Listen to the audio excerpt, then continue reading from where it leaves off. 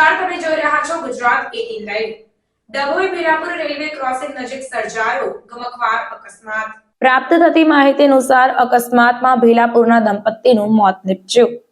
પોતાના ઘરે પરિવાર સાથે આવી રહેલા બાઇક સવારને હાઈવા ગાડીએ ટક્કર મારતા ગમખ્વાર અકસ્માતની ઘટના બની હતી। ત્યારે ભીલાપુરના વિક્રમભાઈ શંકરભાઈ રાઠોડિયા અને તેમના પત્ની આરતીબેન વિક્રમભાઈ રાઠોડિયાનું ઘટના સ્થળે જ કરુણ મોત નીપજ્યું। હાઈવાના ટાયર ફરી વળતા બંનેને કાળ ભરકી ગયો। બે બાળકો પણ સાથે હતા। બંને બાળકોનો આબાદ બચાવ થયો છે। ત્યારે પોલીસે મૃતદેહને પોસ્ટમોર્ટમ અર્થે મોકલી વધુ કાર્યવાહી હાથ ધરી છે। ટ્રક ડ્રાઈવર હાઈવા ટ્રક મૂકીને ફરાર થઈ ગયો।